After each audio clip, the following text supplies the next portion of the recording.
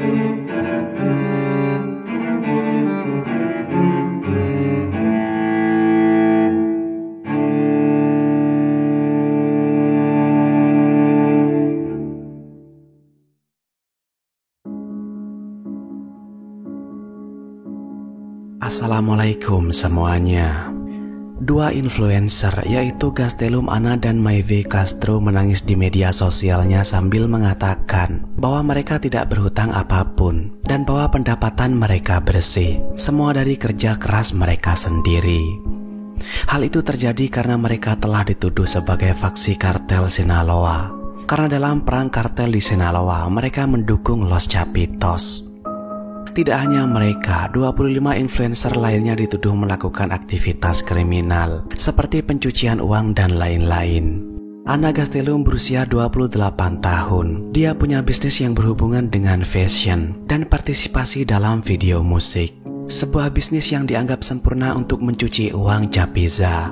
Ana juga adalah influencer yang berasal dari Culiacan, Sinaloa. Akun Instagramnya memiliki 3,7 juta pengikut. Di YouTube, dia punya 1,3 juta subscriber. Sedangkan Maeve Castro adalah influencer lain dari Sinaloa yang terkenal dengan channel YouTube-nya Maeve dengan 700.000 subscriber. Maeve adalah saudara perempuan dari Marquitos Toys, salah satu influencer paling populer di wilayah itu dengan 4 juta subscriber di YouTube. Nama asli pemilik channel YouTube Marquitos Toys adalah Marcos Eduardo Castro Cardenas. Tapi sudah sebulan lamanya Marcos tidak mengupload video baru di YouTube-nya sejak kelompok bersenjata mendatangi rumah orang tuanya di Culiacan pada 8 Januari yang lalu. Dalam footage yang beredar, setidaknya 10 pria bersenjata masuk ke dalam rumah, membakar sebagian properti dan menculik manajer rumah Jose Maria Batis Baraza yang kemudian dibebaskan dengan luka ringan.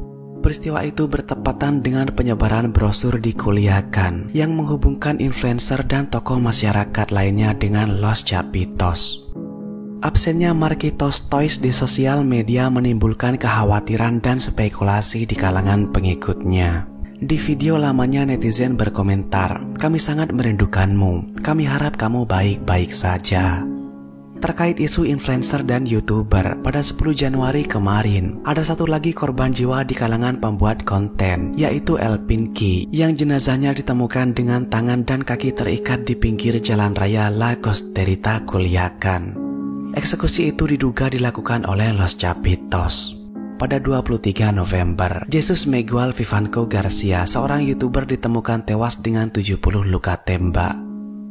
Setelah isu tentang influencer ini mencuat, sebuah video muncul ke internet yang memperlihatkan dua orang pria sedang diinterogasi dan dilakukan kekerasan. Video itu ada hubungannya antara perang La Maiza dan Chapiza, karena di dalam video itu mereka menyinggung nama channel YouTube Marquitos Toys yang sudah saya ceritakan barusan. Saya akan menggambarkan video itu pada kalian sedetail mungkin, agar kalian tidak perlu repot-repot mencari video aslinya dimanapun. Jadi, video itu berdurasi 1,5 menit yang direkam pada malam hari di suatu tempat seperti gudang atau lahan kosong. Terlihat dua pria setengah telanjang duduk di atas karpet atau tikar dengan tangan terikat ke belakang. Beberapa sikario berdiri di sekelilingnya. Setelah itu, sikario dengan pisau mendekat ke pria di sebelah kanan dan memegang telinganya. Sikario itu bicara yang dalam bahasa Indonesia saya terjemahkan seperti ini. "Hidup siapa? Mainan Marquitos. Ayo kita lakukan orang gila." Dari mulut korban itu keluar darah dan benda putih. Sikario mengambil benda putih itu dan memberinya ke pria di kiri untuk dimakan. Setelah itu, sikario memotong telinga kiri korban. Saat dipotong, korban tidak memberikan reaksi apapun. Jadi mungkin benda putih yang keluar dari mulutnya itu adalah semacam obat bius. Sikario mengatakan ucapan yang sama seperti di awal dan memotong lagi telinga kanan korban. Lagi-lagi korban tidak memberikan reaksi apapun. Sikario berkata, "Apa lagi?" Seolah mencari cara untuk melanjutkan penyiksaan. "Aku akan menghancurkannya juga." Maksudnya adalah korban yang satunya lagi. Setelah itu videonya berakhir. Tidak diketahui apa yang terjadi dan apakah mereka masih hidup atau tidak.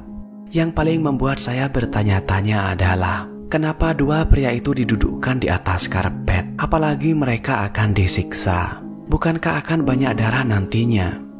Yang paling masuk akal adalah jika korban sudah selesai dieksekusi, maka tinggal dibungkus dengan tikar. Mungkin itu tujuannya. Saya sudah menceritakan tentang YouTuber Markitos Toys. Tapi kenapa kartel itu menyinggung si YouTuber? Kenapa kartel sampai mendatangi rumah orang tuanya? Sebenarnya dalam video itu tidak ada indikasi kartel mana yang bertanggung jawab. Tapi beberapa versi tidak resmi menyebutkan bahwa kartel Sinaloa lah yang bertanggung jawab. Khususnya faksi yang dipimpin oleh Néstor Isidro Pérez Salas alias El Nini yang diakui punya persahabatan dengan Markitos Toys. El Nini sudah ditangkap oleh pasukan federal di Culiacán. Dan setelah El Nini ditangkap, pemilik channel Markitos Toys yang bernama Marcos ini mengatakan, "Saya hanya berteman dengan teman saya dan persahabatan lebih berharga dari segalanya. Kami berteman, saya bukan karyawannya dan dia bukan karyawan saya." Walaupun Marcos memang tidak menyebutkan temannya ini siapa, tapi dengan semua rentetan yang terjadi, ditambah dengan video seram yang saya bahas barusan, spekulasi orang-orang Meksiko mengarah ke hubungan baik antara Marcos dan El Nini. Itulah sedikit cerita seram dari banyaknya dilema yang terjadi di Meksiko. Apalagi dengan perang yang masih berlangsung di internal Sinaloa sekarang, membuat masyarakat mendapatkan dampak langsung dari kekerasan itu. Bahkan influencer juga. Terlepas apakah mereka memang benar ikut serta dalam kegiatan narkoba atau tidak, tapi yang jelas perang kartel atau bahkan kartel itu sendiri sangatlah meresahkan. Bersyukurlah kita yang tinggal di Indonesia, karena anak-anak bisa sekolah dengan aman, kerja dengan aman, ibadah dengan aman, dan lain-lain. Sekian untuk pembahasan kali ini. Tetaplah aman dan saya akan menemui kalian pada kesempatan berikutnya. Terima kasih sudah menonton.